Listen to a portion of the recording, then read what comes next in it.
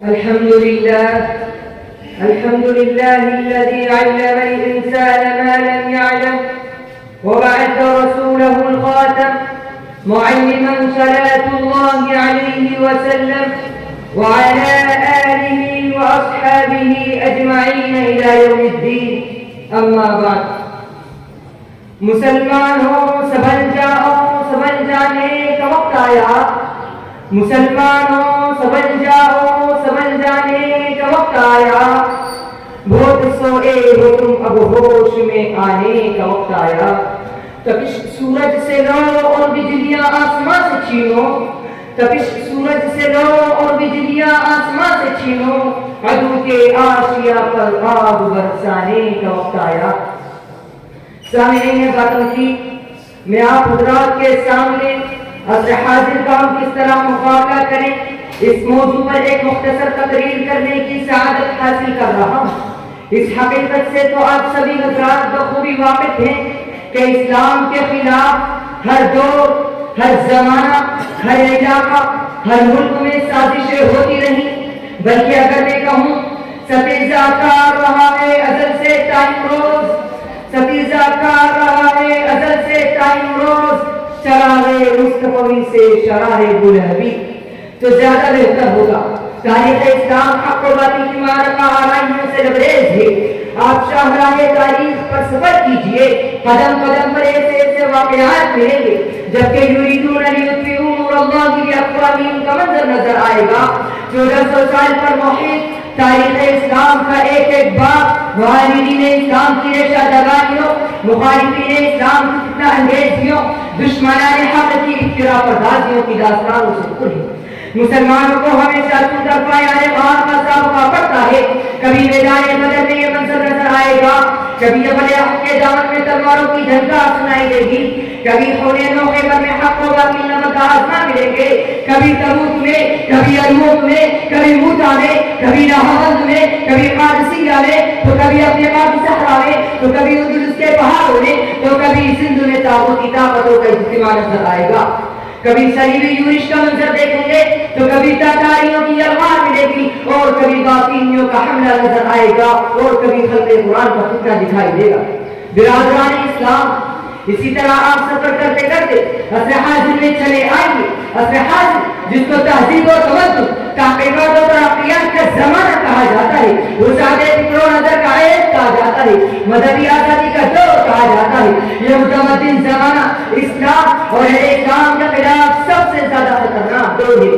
گزشتہ صدیوں میں مسلمانوں کو بزور شمشیر نے تو نابود کرنے کی سازشیں ہوتی تھی، مگر اس دور میں دشمنوں کا محاذ کر ناکامی سے دو چار ہونا پڑا، ہزیمت اٹھانی پڑی، اس لیے کہ ان سازشوں، مخالفتوں، عداوتوں کا جواب دینے والے وہ باطلدار مسلمان تھے جن کو یہ کہنے کا حق تھا باطل سے ڈرنے والے آسمان نہیں ہم، باطل سے ڈرنے والے آسمان نہیں ہم، سو بار کر چکا ہے پھر انتہا ہمارا. کیونکہ وہ مجاہدین اسلام کے دلوں میں ایمان کا نور جلواگر تھا، وہ اخلاق و اقتدار کی بلندیوں پر تھے. دنیا کی رعنائیاں اور زمانے کی خصوصیاں ان کو اپنا غلام بنانے سے عاجز تھی. وہ تو میدان کارزار میں ترانہ توحید گنگنانے والے تھے. وہ دشمنوں پر شیر وقت کی طرح حملہ آور ہونے اور چیزوں کی طرح جھپٹنے کی صلاحیت رکھتے تھے. لہذا دشمنان اسلام اور معاندین حق ہمیشہ منہ کھاتے رہے اور ذلت و رسوائی سے دوچار ہوتے رہے. برادران ملت، عصر حاضر میں ایک دو فتنے نہیں بلکہ شرور و فتن اور اسلامی دشمنی کا طوفان براغ چراغ اسلام کو بجھا دینا چاہتا ہے. سفینہ اسلام کو ارتداد و الحاد کی گاؤں میں غرق کر دینا چاہتا ہے. عصر اسلام کی مستحکم بنیاد کو ہلا دینا چاہتا ہے. قرآن کی زندہ جاوید آیات کو بدل دینا چاہتا ہے. یریدون لیطفئوا نور اللہ بافواہہم واللہ متم نورہ ولو کرہ الکافرون. اگر ہم نے اپنے اسلام کے نقش قدم پر چلتے ہوئے ان سازشوں کا پردہ چاک نہیں کیا، دشمنان اسلام کی ریشہ دبانیوں کا مقابلہ نہیں کیا، معترضین کے اعتراض کا دندا نش کا جواب نہیں دیا، امر بالمعروف اور نہی عن المنکر کا فریضہ ادا نہیں کیا، تو خدا ہم کو معاف نہیں کرے گا، خدا کا رسول مقبول معاف نہیں کرے گا، قرآن کریم معاف نہیں کرے گا، شریعت مطہرہ معاف نہیں کرے گا. برادران ملت ضعیفہ، لیکن سوال یہ ہے کہ ہم ان فتنہ انگیزیوں کا، ریشہ دبانیوں کا، بہتان تراشیوں کا کس طرح مقابلہ کر سکتے ہیں؟ تو حضور اسلام کی حفاظت کا بہترین راز و کامیاب نسخہ یہ ہے کہ پہلے خود کو اسلامی اعمال و کردار، اسلامی اخلاق و افعال کا نمونہ بنا لو، ایمان میں صلاحیت پیدا کرو، اعمال میں مداومت پیدا کرو، پھر غور و فکر اور تدبیر کا سہارا لو اور دنیا کے بدلتے ہوئے حالات کا، تغیر پذیر ماحول کا جائزہ لو، ان سے واقفیت پیدا کرو، اس لیے کہ اسلام نے ہم پر بہت زبردست ذمہ داریاں ڈالی ہیں، ان کو پورا کرنے کی صلاحیت پیدا کرو۔ گویا اسلامی علوم و فنون میں مہارت کے ساتھ ہی جدید علوم و فنون، جدید وسائل اور ذرائع اور جدید افکار و نظریات سے بھرپور واقفیت ضروری ہے۔ میں مثال کے طور پر آپ کو بتاتا ہوں، جب عباسی دور میں معتزلہ، خوارج، کرامیہ، قدریہ اور باطنیہ جیسے گمراہ فرقوں نے اپنے باطل نظریات اور فاسد خیالات کو رائج کرنے کے لیے یونانی علوم کا سہارا لیا، فلسفہ و منطق کا سہارا لیا، عقلی دلائل کا سہارا لیا، تو ہمارے علماء ائمہ نے انہی علوم کو انہی کے خلاف آزمایا، انہی کے ہتھیاروں کو انہی کے خلاف استعمال کیا اور کامیاب رہے۔